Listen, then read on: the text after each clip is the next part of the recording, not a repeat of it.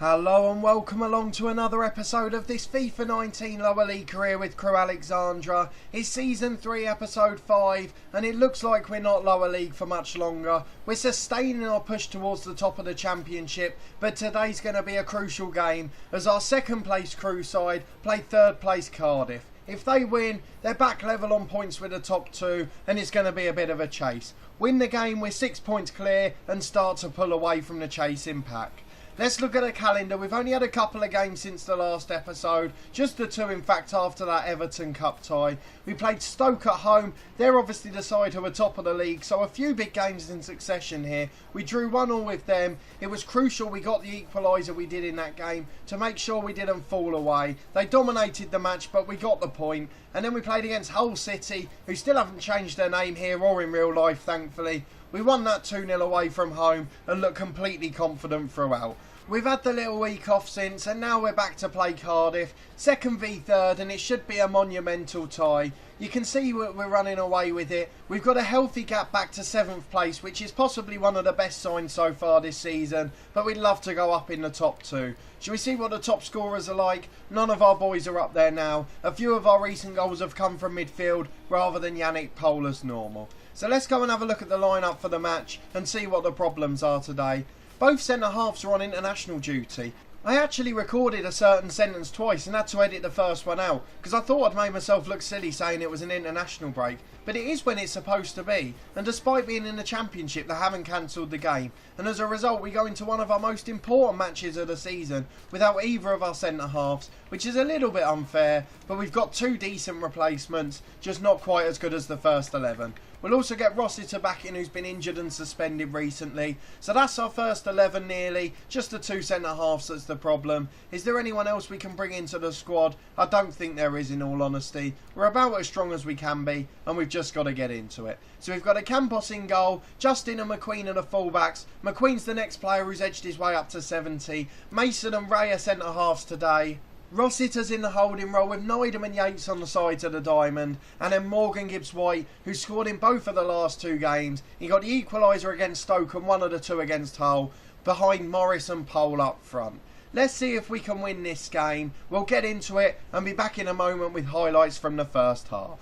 Right, we're into the first half with the Yannick Pohl kick-off. There was an interesting stat in the warm-up to this game. We've got the best defensive record in the league. In our 12 or 13 games so far, we've conceded just 4 goals. I think we might have even played a couple more than that. But what a brilliant stat that is, and how well we've started the season. Our two centre-halves and the partnership they've produced has been a key element of that, and we've lost that today as Morris gives the ball away with just 3 men back. That's not the greatest start, but luckily that's easy for Mason. Let's get the focus on getting forward. McQueen's challenged, it's intercepted, and now they're 2 on 3 again. We can't gift chances like that, but Mason's done well again, this time winning the throw. Morgan Gibbs-White gets the ball to Neidham. Up towards Morris on halfway. He finds Rossiter. Cuts it inside to Yates and now Pohl. We've got a runner on the right. It's James Justin. Developing well to this level. Really getting in behind and causing trouble. And although he loses the ball there, he's forced it out for a throw-in and we can build another attack. He's going to take it into Yannick Pohl. Gets it back on the 1-2. Morris is in the middle, but it's not got enough on it. He's headed away as far as Yates. Inside to Rossiter. Now Morgan Gibbs-White. Doesn't quite get there first, but Mason's going to have time to get there again. Brings it down really well and plays it out to McQueen. Let's get on the charge again. Let's see if we can get forward. Morgan Gibbs-White up to Pohl. Pohl's got Justin running off him again. He's got 2 in the middle if he can find them. Goes for the front post. Morris charges in, but the keeper's done his Superman impression and punches the ball away.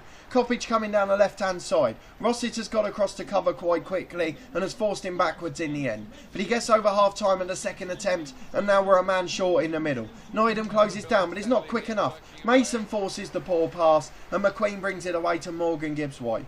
Pohl plays it to Morris, waiting for the 1-2. Pohl's in behind here. This should be a goal. He's in one-on-one. What's he going to do? Oh, that's got to be a foul. He's taken his leg away when he pulled back for the strike, but the ref didn't give it, and it just bobbled through to the keeper. I'm surprised he didn't hold it given the circumstances, but I'm calling a foul on that one. It's now Cardiff who are in at the other end. McQueen's closing down. I don't know why he's that far across the pitch. Mason with a great block, though, and he's forced it behind for a corner.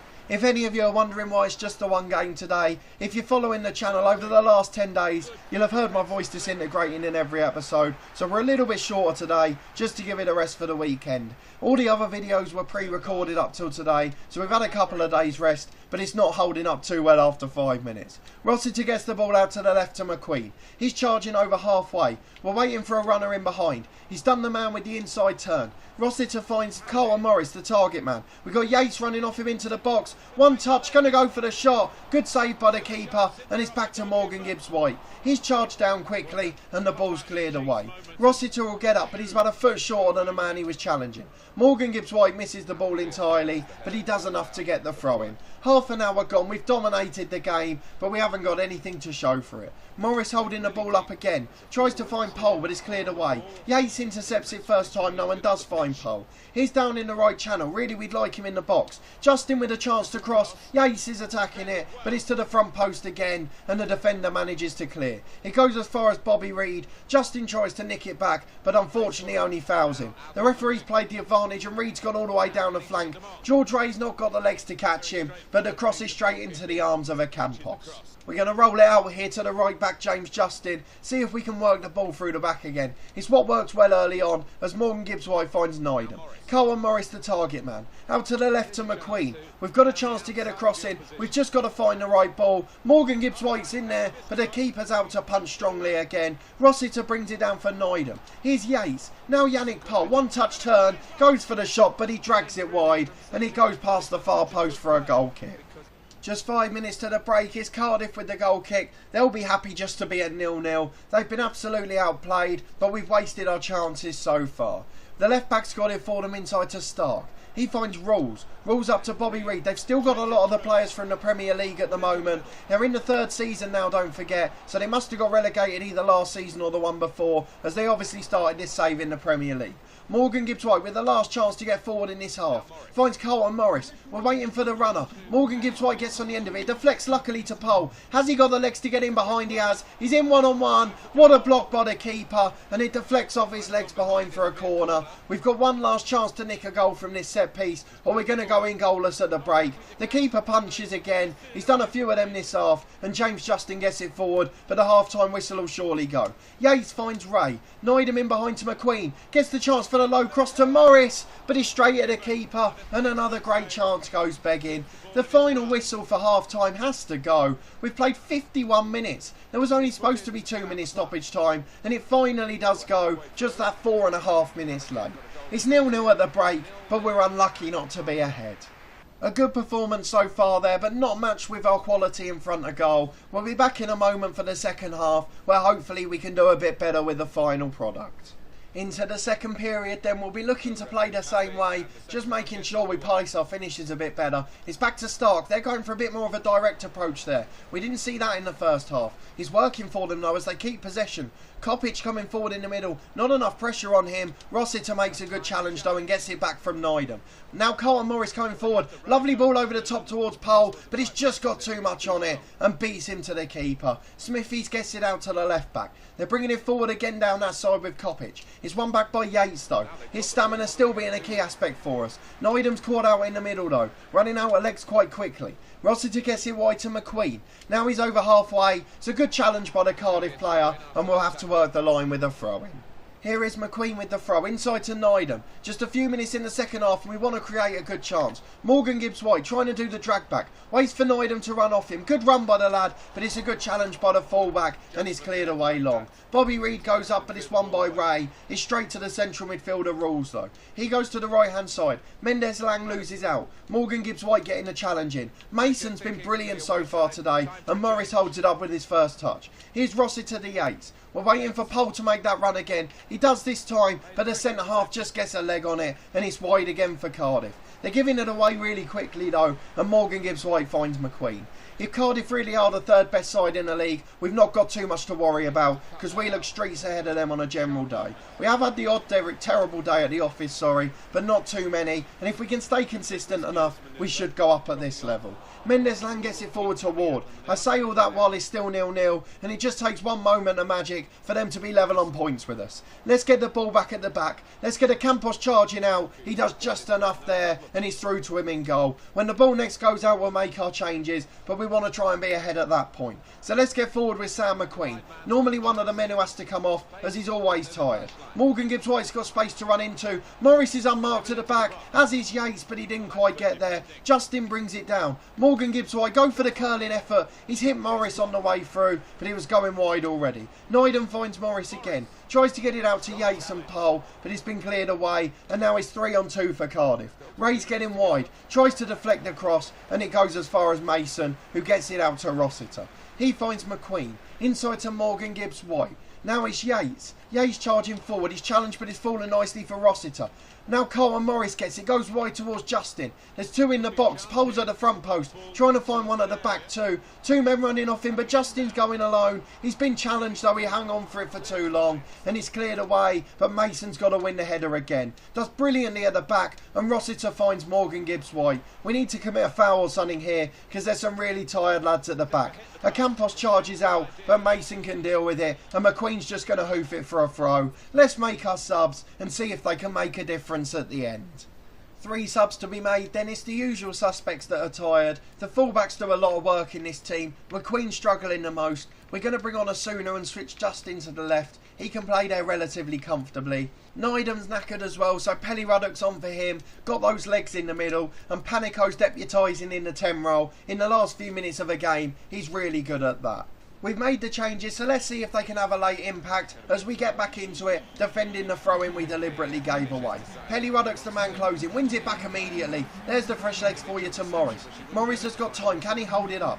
Finds Panico, often a super sub for us. Asuna overlapping on the right. We've got 2 in the middle, one of them's Morris. Goes back to Pelly Ruddock though. Rossiter to Justin, who's overlapping on the opposite side. Great touch the first time, into the box to Pole, just behind him, and now Panico's there, but it deflects up in the air, and it'll be cleared away. Morris wins the header though to stop the clearance, and it's fallen to Cardiff, who eventually clear. They're coming forward with Ward, one back by Rossiter though, into Cole and Morris. We've got Pelly Ruddock on the overlap, but it deflects off a player, and then Josh Murphy just hoofs it out for a throw.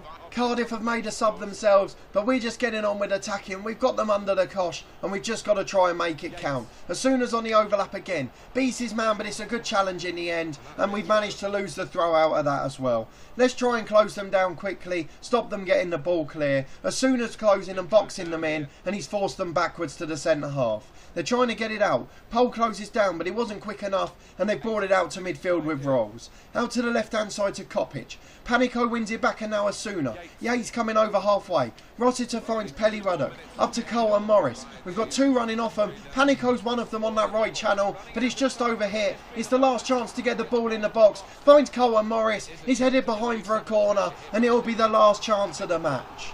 Pelly Ruddock's going to deliver it. There's 2 men at the front post. One of them's Morris. It's over the bar. Just on the roof of the net. I thought it was in for a second. It's a good result for us. We really dominated the game and would have liked 3 points. But Cardiff survived that late chance, as well as a number of other brilliant chances we had to win the game. It was a good performance, but the result didn't match it. A bit of the opposite to the Stoke game, so you can say they evened themselves out. The match facts speak for themselves, and we'll just be disappointed, but we maintain that 3-point gap back to 3rd place. Automatic promotion's the goal. The side's developing really well, and in a year's time they could be ready for the Premier League with just 1 or 2 additions. You can see Stoke drew as well. We're both 3 points clear. West Brom closed the gap to Cardiff, so it is tightening up among the top 5, but we'll be happy with where we stand after 17 games, and it still remains 4 goals conceded. We're conceding at less than 1 in 4 games, a brilliant defensive record, and McKenna's been the key signing for that. But that will be all for this episode. If you did enjoy it, please put a thumbs up on the video. Let me know in the comments where you think we need to target in January. We've got enough for 1 decent player, so who do you think it should be? Subscribe to the channel for daily FM19 content from my 2 long-term stories. We've got our One Club series, Part of the Furniture with Torquay United, and our Journeyman series, The Head Coach, which has had a brilliant last couple of episodes. The last one in particular, with a brilliant job offer, was one of my favourite in the series so far. There's also weekly content from our Newcastle series, the Christmas challenge we did on FM19 Touch. We continued for 1 more year, and the latest episode came out at 3 o'clock today, so go back and check that one out if you haven't yet. But a massive thanks for watching as always, and we'll see you next time.